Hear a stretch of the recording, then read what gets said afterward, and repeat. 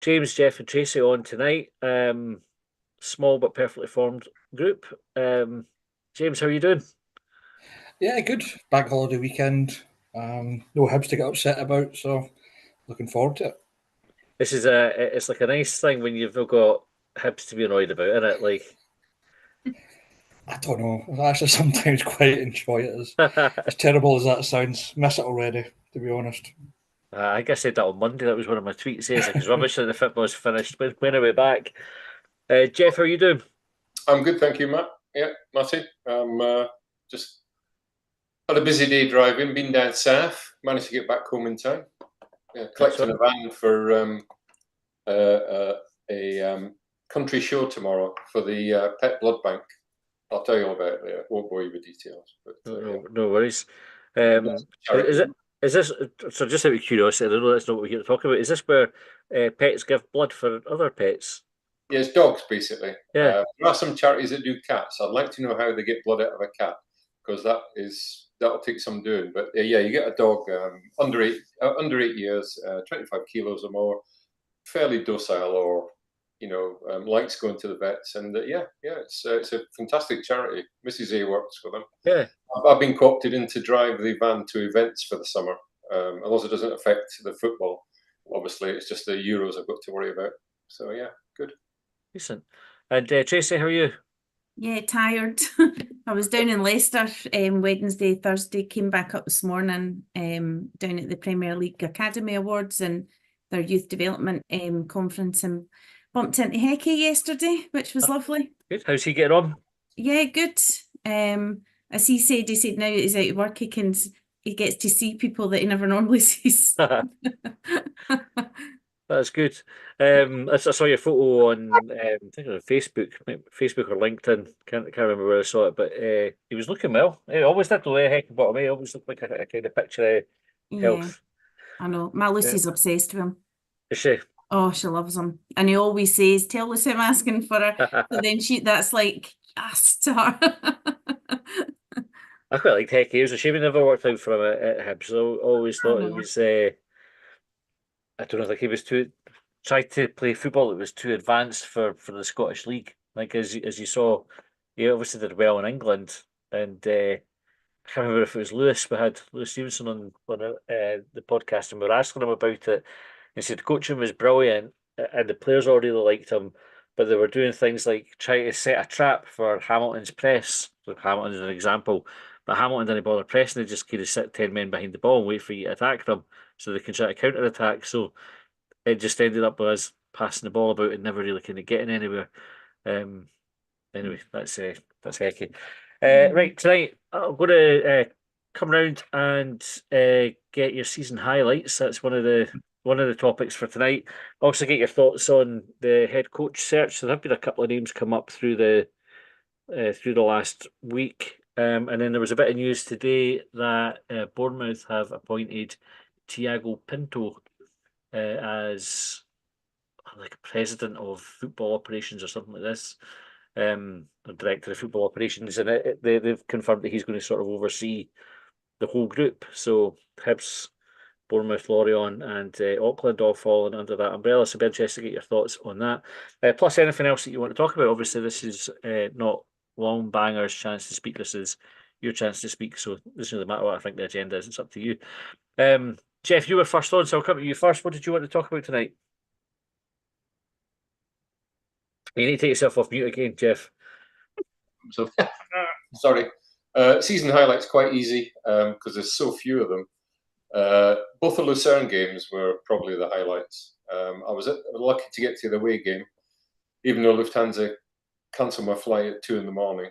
I managed to rearrange. Unlike my brother, who was sitting at home with a ticket in Edinburgh and Oh never made. no!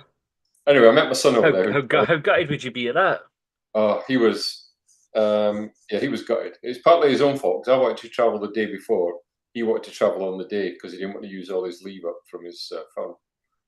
So I felt less guilty about travelling to Manchester without him and getting another flight. I met my son over there. That was a fantastic trip. Met the usual suspects: Matty Jack, Ben Kensel, Ian Gordon, McBee, a few of the podcasts, and yeah, it was good. And the result, obviously, I mean, good performance.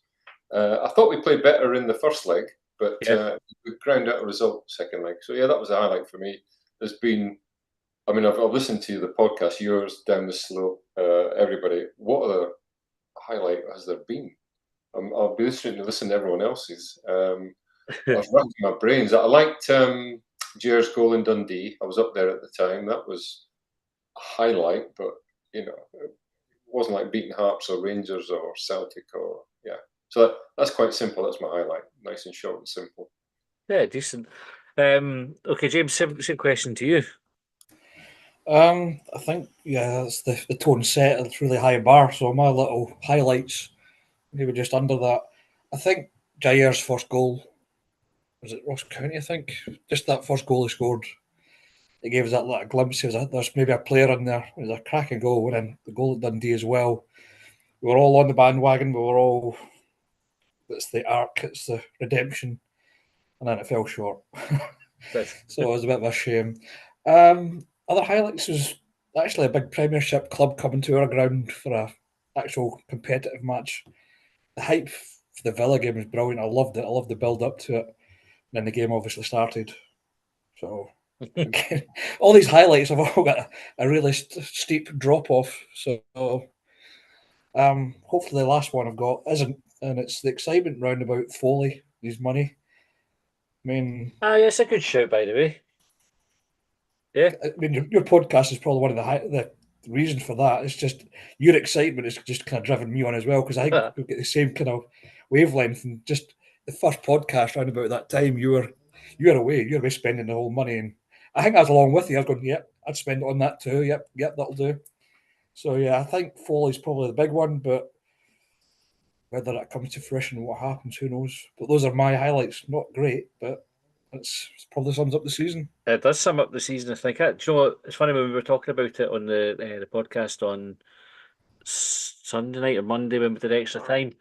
I never thought about the Foley thing at all. Just kind of was focused on the football side of it, but it's a fair point.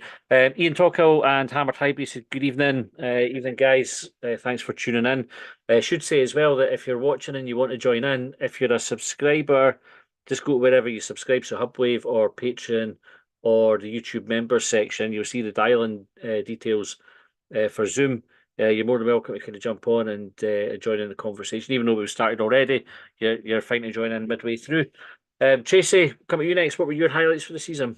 Yeah, there's not many, I suppose, but probably Villa away. Although we were 5-0 down already, just the atmosphere in that away section was just it would blow anybody away. It was just Molly and I went down as well, so yeah, not her finest hour, right enough, with the drink.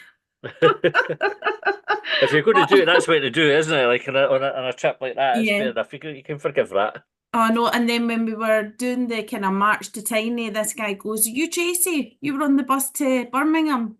Yeah, your daughter was steaming, eh?" Oh, well, that's how I want to be known.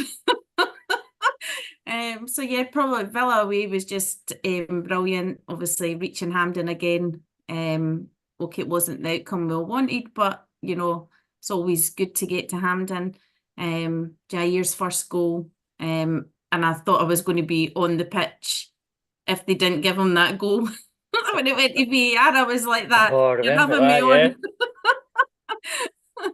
So I thought I'll be on the pitch. I think the folk behind were trying to hold me back. It's like, just give him it. And probably Emiliano's goal as well was a cracker. Joe's as well at Kilmarnock. Yeah. So yeah. So actually, when you think about it, we do have some highlights. We've got enough for a video compilation. Well, I don't know about that. Like a very short video. Maybe go on TikTok or something like a 30 seconds before you have to swipe it away. Were there any particular lowlights for you? To flip that question around, and any moments that stand out as being particularly bad in a season of fairly regular disappointments? Well, the football's not been great, and the fact that we've gone through another 2 managers in one season, I kind of feel that we're a bit of a laughing stock at the moment as well. We like to give out to the Jambos, but they've certainly given it back in this season. Aye. But yeah, it's just disappointment, isn't it? Shouldn't be eighth. We're finished there. We're finished in the bottom half before, but you feel like you've had some kind of more highlights in a season. But even with the investment, it still feels like nobody's really kind of celebrating that either. So there's just something not right that's not allowing us to all be excited about the new season, thinking, right, we've got rid of that one, let's get ready for the new season, and we've got all this money, but maybe it's will it be spent wisely? Well, I think that maybe takes us on nicely to the next topic, because I think the excitement will start to build, or hopefully it starts to build, when we get a new head coach on board. So I think the front runner at the moment is Sir David Gray. Hammered Hibs said on YouTube that he's heard it's Foley's Black Knights and Malky that are leading the search for the first team coach. Then Ian Tocco said the final whistle of the final game was his highlight of the season. I can get behind that one as well. So I think that's how it was reported. Black Knights and Malky, or Malky supported by the Black Knights, however they're doing it, leading the head coach search. Trace, I'll just stick with you there, and I'll come around the table. And hello, Colin, and other John as well. Nice to see you. Hello. So, Trace, David Gray looks like the front runner. Is he your front runner, or would you like to see somebody else come in?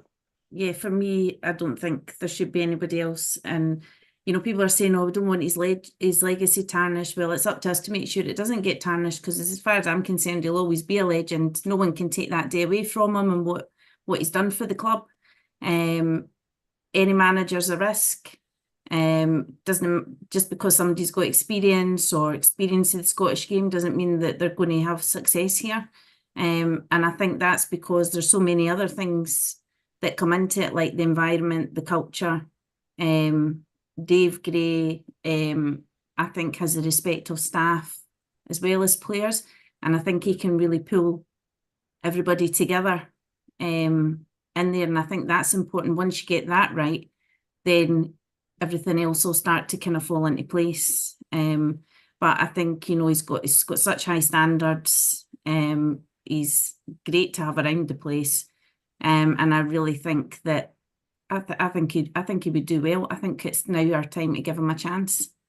Okay, John, how are you doing? Not too bad. I'm on holiday with really crap broadband, so hopefully it lasts out. Good luck. Where are you away somewhere, or are you on a staycation?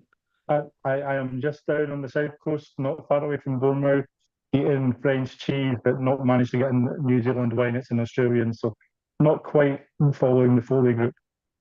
Never mind.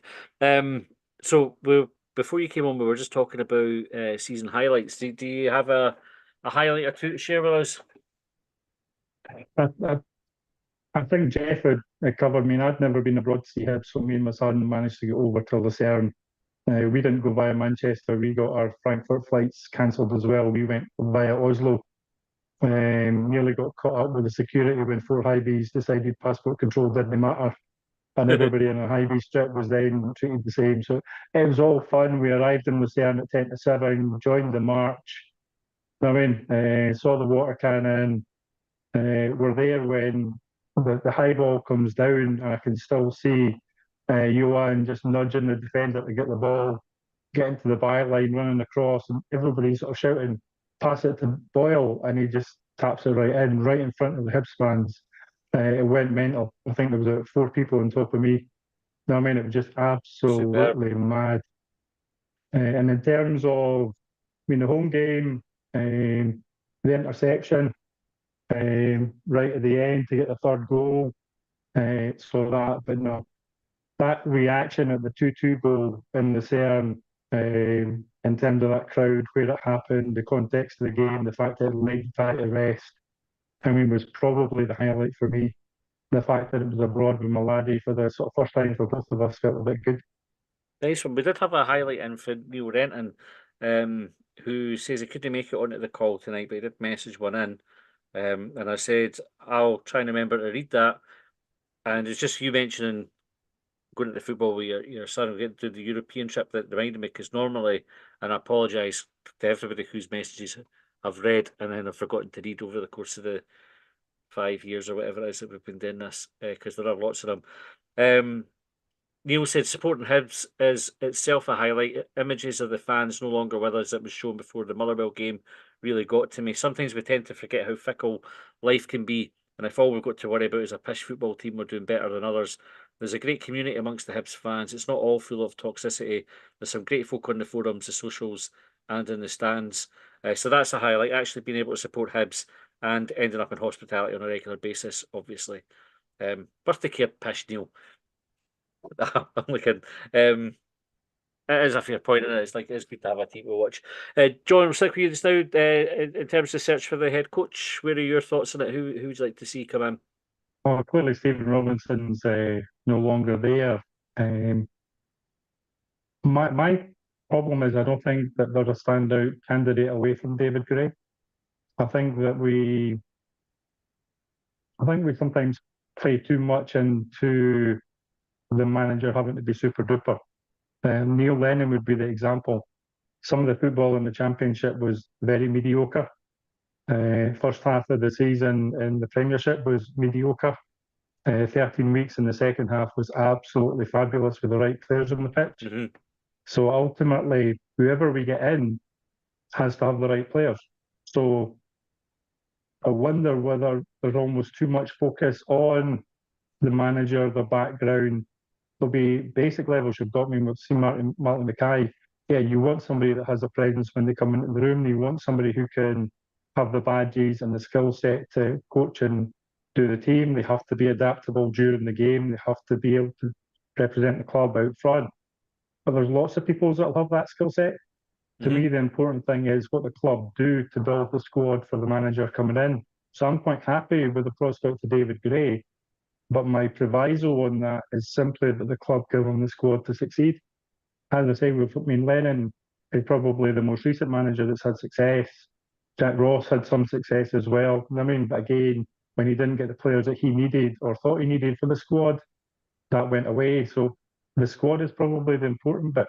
The manager probably adds the 10 or 15% at the end. Yeah, but big part of it's the squad. I think you're spot on with that. Kenny Whitson said, "What is the investment in the football side we don't know nothing about is confirmed." He also said, "Sorry, David Gray has been there under 5 managers and we've not improved. He has had input."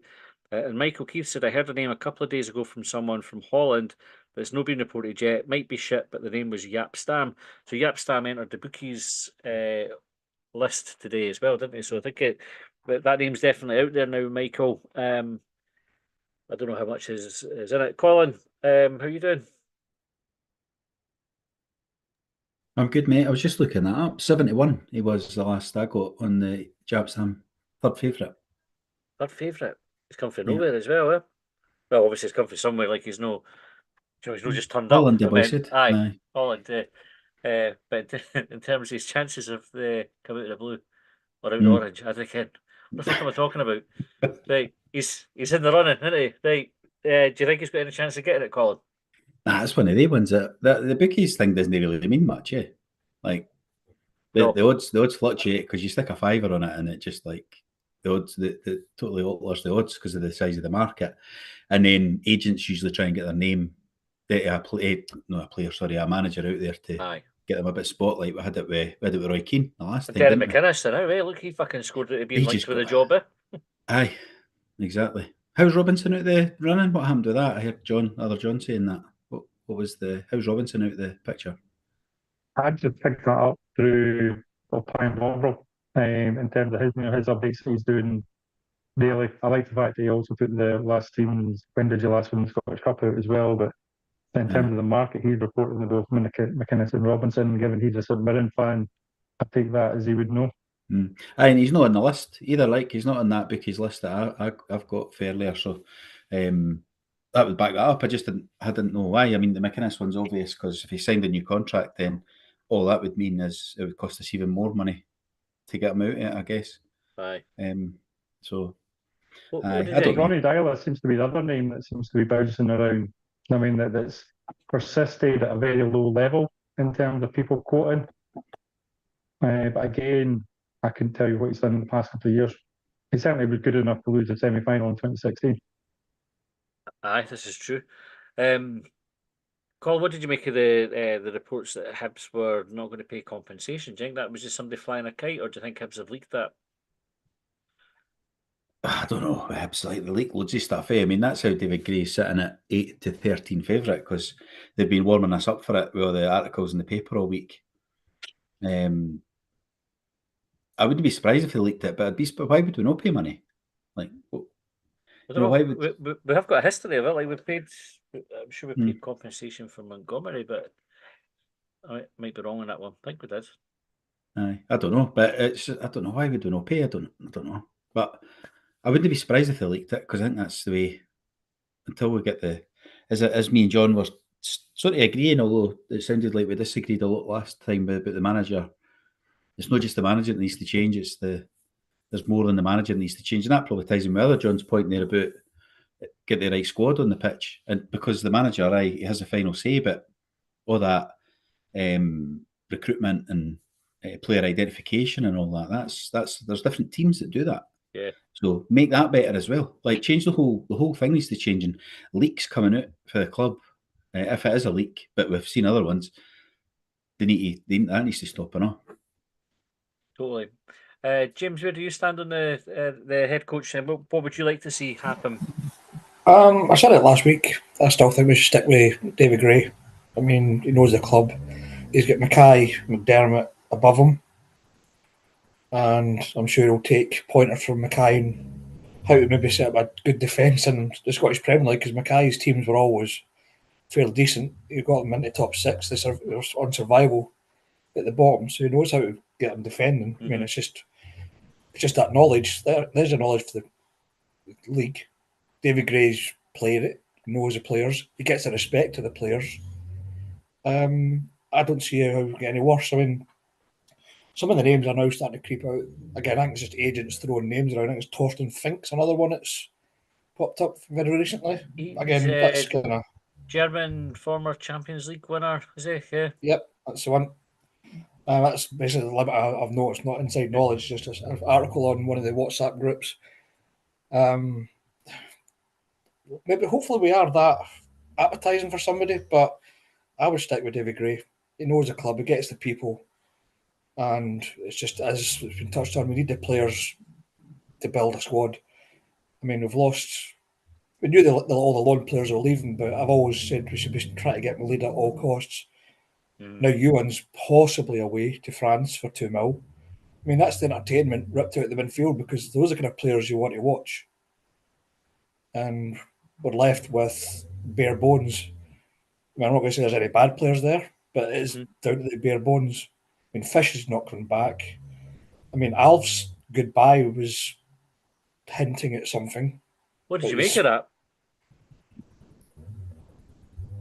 Interesting. I'm just wondering how much, if there's some toxicity in the Fucking drama background. queen. Fucking Or drama it could queen. do- Just or- say it or say fuck all. That would be my Yeah. advice. Yeah. It probably doesn't want to ruin his next contract offer by bad mouth. You know, well, you bad mouth Didn't your he say previous anything? employer. So You don't say a thing, especially on Twitter, especially places like that. So hopefully it's just bullshit. But if I have to have a clear out, I'll have a clear out. And if we can get rid of the toxicity from both sets of if there is anything in the back room, I'm not saying there is, but the fans need to start getting on board. We all need, as Tracy's touched on, I think the last 2 or 3 weeks, just screw the nut. Let's get behind the team and just try and back Hibs rather than fight with each other, fight with the fans, abuse players. It is just it's totally embarrassing. And again, touched on it here, we are making our club a bit of a laughing stock. So I'm a bit confused by it all. I just want Hibs to turn this corner and just get bloody on with it and just, for one, catch the Jambos and then just put them in their place. It'd be nice. Aye. John, you get a hand up. Do you want to come just about the Alf thing. I mean, it's a classic case of if you've got a target, hit it.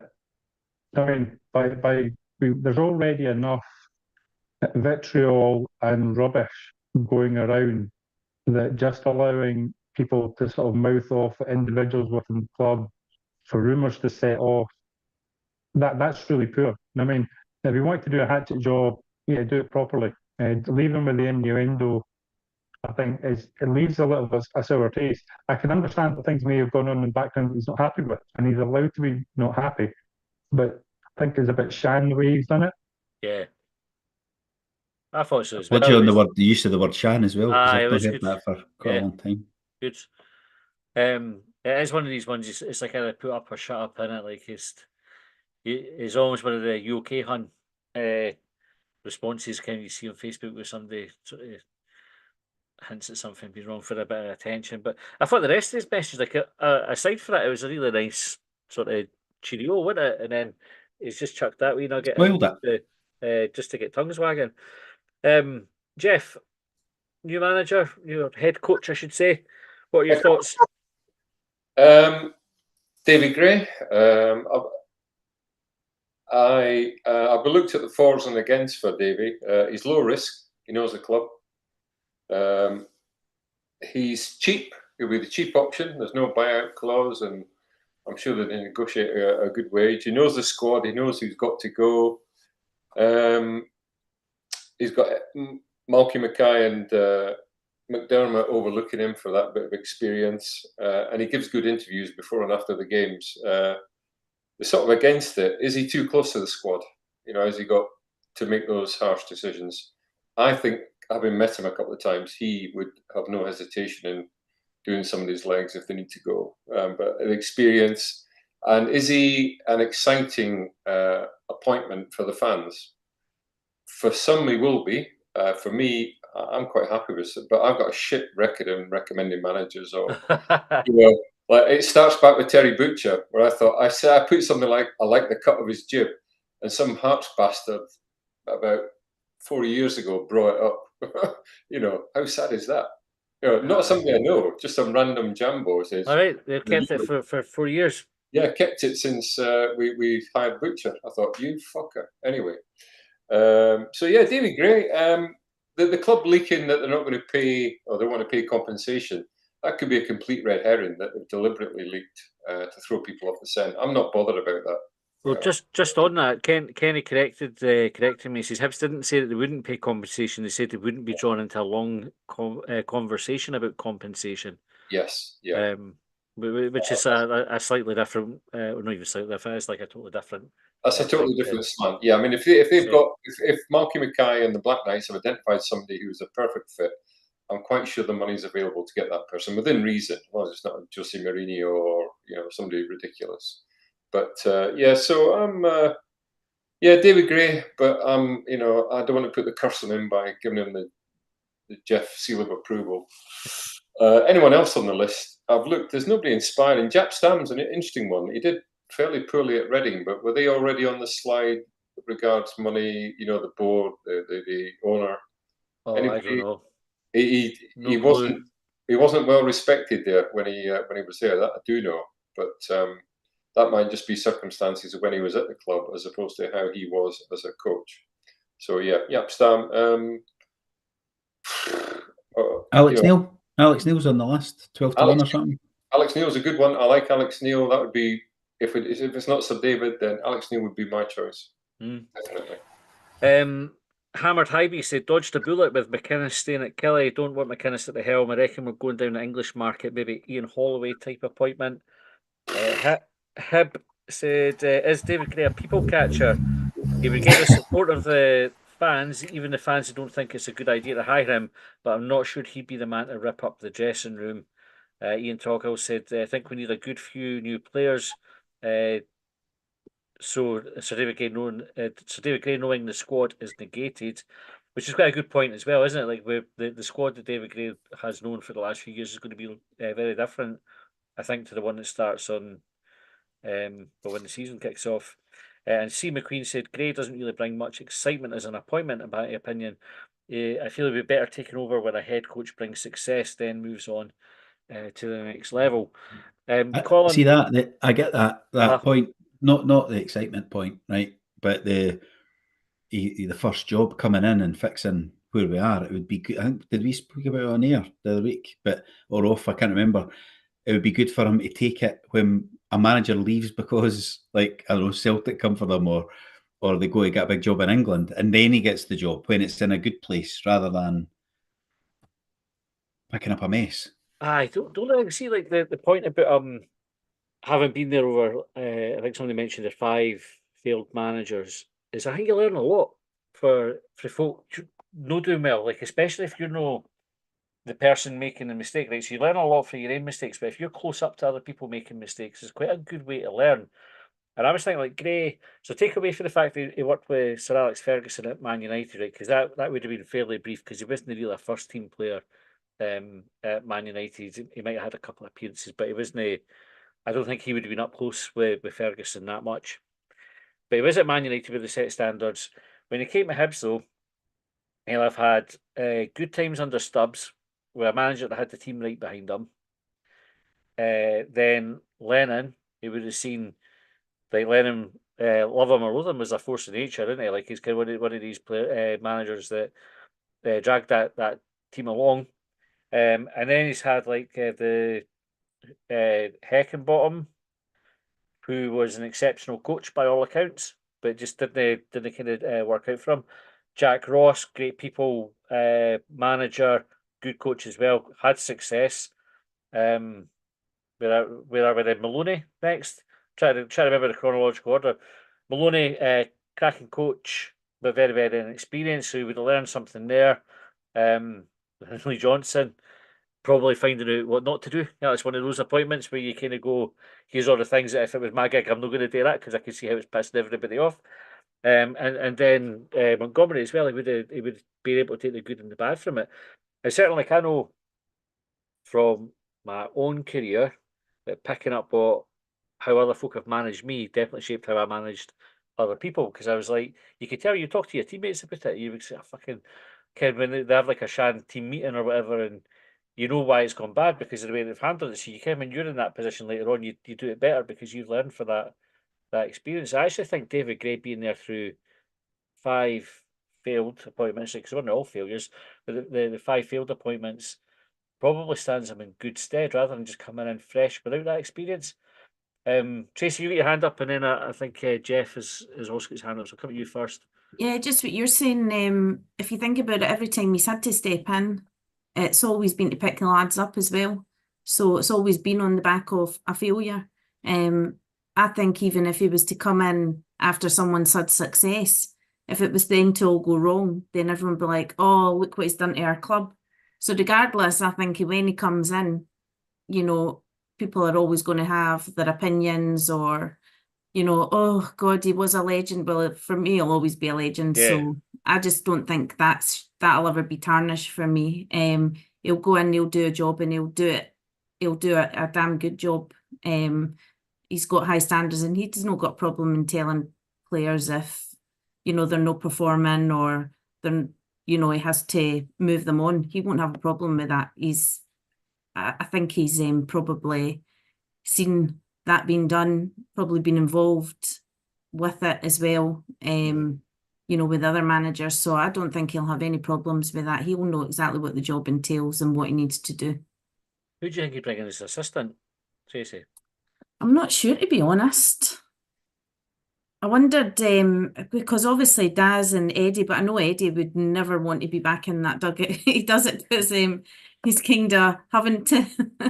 And the 3 of them actually seem to work really well together, but I'm not really quite sure. I'm sure he'll have decent contacts from lads that he's played with, knowing that they've moved on and whatnot. So, yeah. I've been thinking about that, but I can't quite. There's nobody that's really standing out to me at the moment. I have to say that the prospect of Gray and McGregor taking the team, I would love to see that.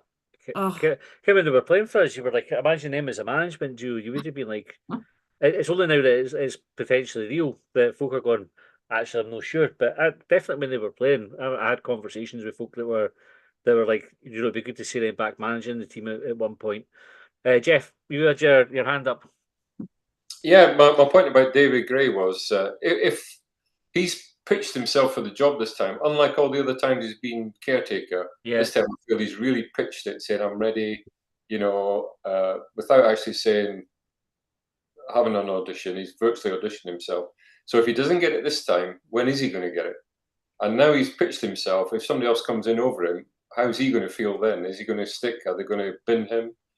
Is he going to bin himself, look for somewhere else? It's a bit of a dilemma, and we could end up losing him. I like the idea of him and Darren McGregor. That'd be scary. But you're on about who could he have as his assistant. What about somebody like Rhys McCabe from Airdrie? Get him in as his assistant. Done really well there. Young up-and-coming coach. Would he want to be somebody's assistant at a bigger club? I don't know. That's just I don't think these guys would do that. I was talking about that earlier, actually. I don't think somebody that's a manager in the Championship now would come in as a number 2. You don't think so, Colin? Nah. I think when you're already a manager. What about Marvin Bartley? That was Hibs' suggestion on YouTube. It says Marvin Bartley's assistant, or would he go down the road to someone a little more senior in the game? Marvin, do we need somebody senior? Because he's got Mackay and McDermott for the time being above him. So do we need another senior, head in there, or do we need somebody with a different view? Yeah, I'm not sure we do, because if you remember, John Collins came in with Craig. Tommy Craig, and like I think there was at one point in the press conference where he was kind of getting the feed on the answers, eating an apple. Such like a weird thing to happen. Rob Morris suggested Kevin Thompson as assistant to Gray because he's itching to manage, has a good reputation as a coach, and he comes across well on the radio. What radio channel's he listening to? Rangers, I think, something like that. It's an interesting one. I think I would like to see like a Gray McGregor partnership. John, you did have your hand up, but then I don't know if you put it down again. If you changed your mind, or no, it was Marvin Bartley was the name I was going to throw in. I mean, Livingston went on a real downward spiral when he left. Mm-hmm. Now, again, there's a redemption arc in his story. I mean, that we've talked about over recent weeks. He's left Queen of the South. But if you're talking about someone who would get Hibs, I mean, but I don't know the relationship between him as Gray is. But there's lots of names out there. Kevin Thompson would certainly be another one of those that would split the support. But yeah, I mean, what you're looking for? I mean, he seems to go manager. But no, Marvin was the one that came to me in terms of thinking, because again, it was that spell at Livingston where they seemed to gel really well under Martindale. Mm-hmm. But when he left to do the Queen of the South job, that's where the wheels seemed to come off a bit.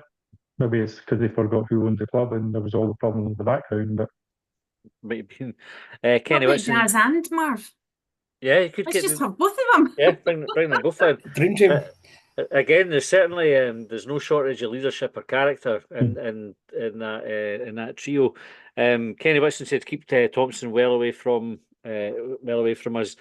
Kevin Thompson's probably one of the examples of why it's maybe not a great idea for David Gray to go to a lower league club to learn his trade and then come back, because Thompson, he went to Celtic Hearts. He didn't do badly. I think he should have got them promoted, I think. And then, resigned with I think for the hope of getting a bigger job, and then just nobody touched him. It just didn't seem to do him any good at all, the fact that he went down the divisions to get the experience. Anyway, we'll move on. I'm going to just read, there's a wee article in, I can't know if it's like the Bournemouth Daily Echo, so Bournemouth have hired Tiago Pinto as like the director of football. So the article says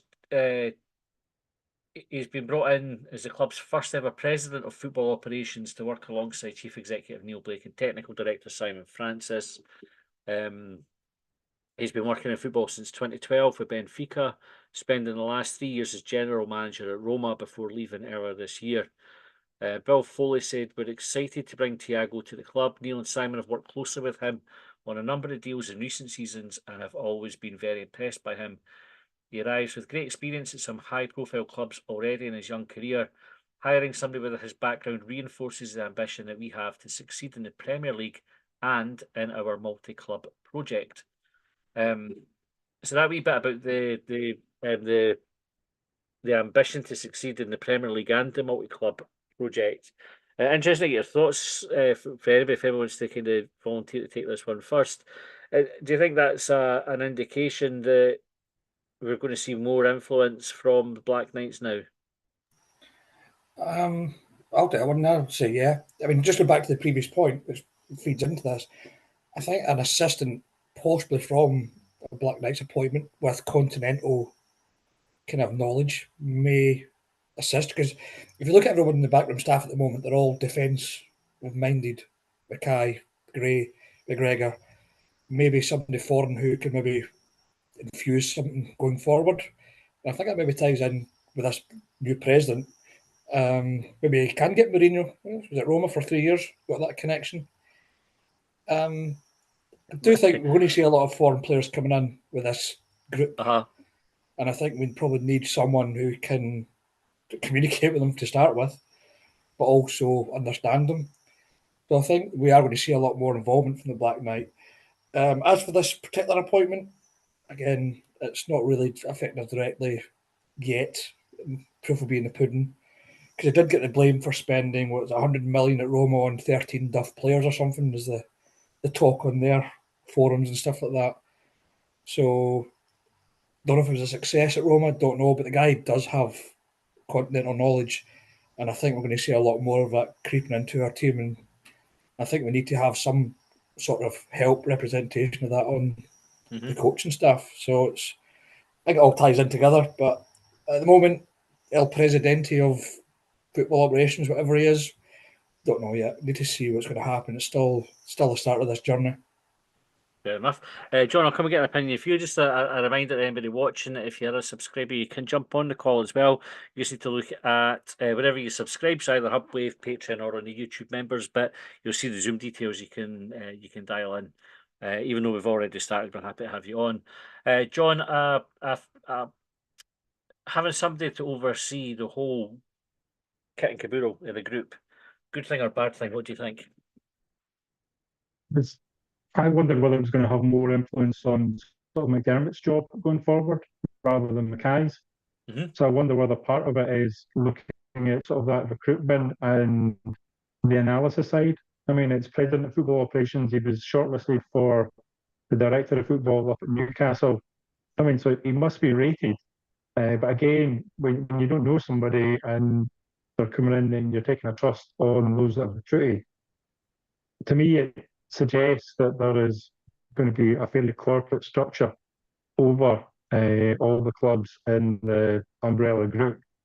It'll be interesting to see, though, whether it's McDermott or Mackay that fields most of the questioning here. I mean, I think Mackay is there to sort out Hibs, but what's the wider recruitment going to look like? I don't know. Okay, Tracy, that the idea is sort of like recruitment and the corporate structure. I think one of the selling points from or how it was sold to the shareholders, certainly at the AGM for Ben when he was talking about it, was there wasn't just a financial backing that Hibs would benefit from for this this arrangement with Black Knight, but it was also the sort of the best practice and the knowledge share and being able to tap into their ability to build successful teams. Do you think this is a clear sign that there are going to be some big changes in that space? Possibly. It gives me very City Group vibes, which is quite heavy in itself. Just knowing, like, when you have a City Group player and the amount of people that are involved in just that one player, it can get a bit much. So, expand on that a wee bit. What do you mean by that? Like, no, so well, if because you paint that picture, because it's like it's a group, then there's quite a lot of people involved with transfers and things, and so it's more than just like maybe if it's a lone player and somebody, you know, you've got dealing with one person. Yeah. Then it's like a group of people, and it gets a bit heavy. Don't get me wrong; they're all very good and all very. You can learn a lot from them.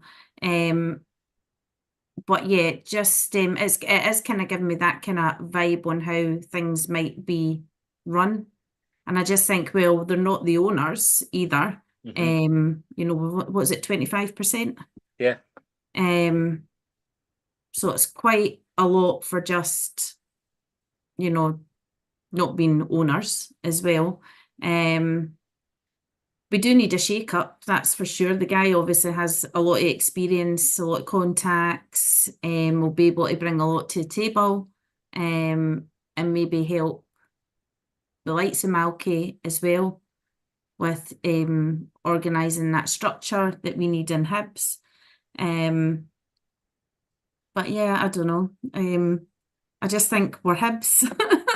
Uh-huh. Shouldn't this kind of thing been happening to like Celtic or it's just, yeah, it feels, I don't know, sometimes it kind of feels like more of your club, you're losing more of your club Mhm. as well. And it's other people that are coming in that don't really have a clue about our club.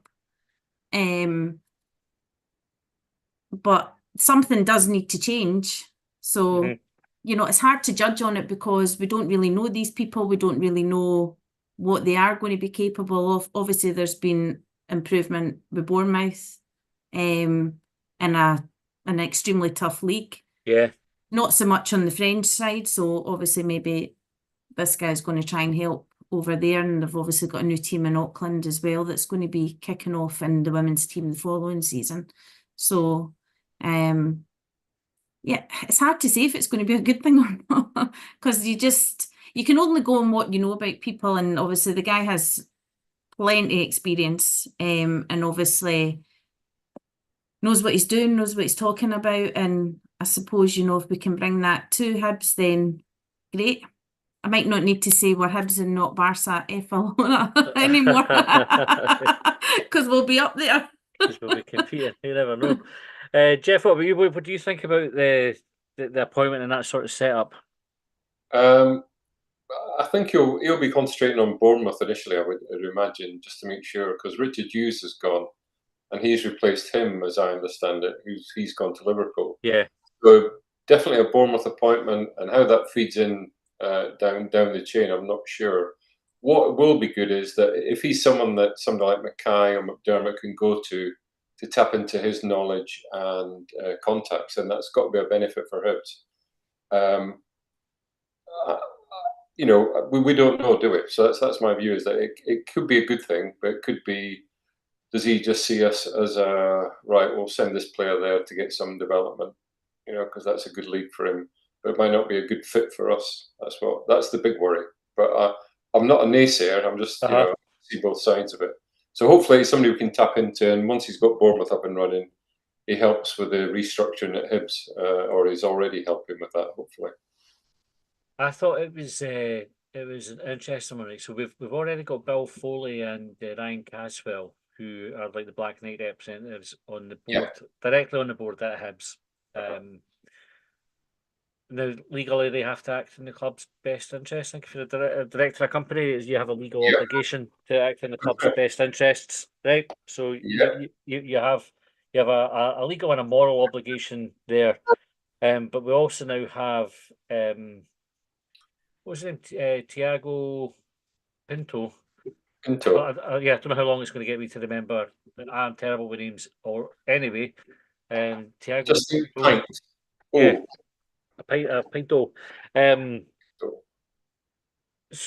there's another sort of direct influence with the Black Knight. Also, if he's in charge of all the teams, he's going to have like a good idea. I think understanding where the gaps are. So this is just how I see it in my head. Like if it's me that's running that business, God forbid, because I'm a fucking idiot, right? But if if it was me that's running that business, I would want somebody to say like, what's happening across all. We know that we've got this blueprint for success. Like if you set up and if you take this approach, there's a good chance, or you're going to give yourself a good chance of working.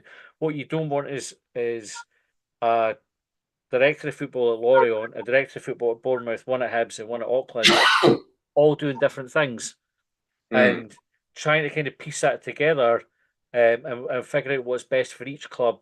And I mean, I know Bournemouth are like the sort of their star attraction, aren't they? Right. So ultimately, it's to benefit them. But if you've got one person that ties all that up, so they know, like Hibs, you're at that stage of getting everything set up. Lorient are that far ahead, and Auckland are that far ahead. We're getting to where they need to be. You need a defender, you need a midfielder, you need a centre forward at that club. Here's what we'll do. This is the pool of scouting that we've got. These are the players that are ready or nearly ready. They can go to that club, you can go to that club, and you fill the gaps that way. That to me seems like a kind of coordinated and if that's the way it works, absolutely. To use like corporate wank words, like a joined up thinking, like that's how you just make sure everything all fits together. But we're all at different stages. All the teams are at different stages in their progress in the group. Okay, so you've got Auckland who've just been set up, Lorient have just been relegated, we've missed the top 6, we're not in Europe, and you've got Bournemouth who've done quite well. So it's pulling all that together. Once we're all swimming along in the same direction, it'll be a lot easier. I think it'll be interesting to see how it goes initially, because I think there's going to be some teething problems, but I'm hoping there isn't. I'm a happy clapper. I'm very much, but I've had the happy clapperness kicked out of me this last couple of seasons, so we'll see what happens. It's funny, I was talking about that the other day, Jeff. Not to get kicked out of you, but being the same. Like I find myself annoyed at Hibs all the time now, and I never used to like. I would always stand firmly behind my belief that it was how I felt at the time and felt justified in it. But I found it much harder to defend the club recently. Hibs said we're also a very realistic avenue for the Black Knight group to get a team from the group into Europe. My tinted glasses has them sending better players and more investment up here rather than elsewhere. Now that is a good point. One of the things that's on Canny Holdings, which is the parent company, I think, of Bident. If I've got not Bident, Black Knights. I think I've got that the right way around, right? Canny Holdings, if you go to their website, they talk about having a portfolio of world-class sports teams, right, of which now Hibs, Lorient, who I think have just been relegated from their division, and Auckland will be assumed to be in that banner, right, world-class teams. And obviously we're not there yet.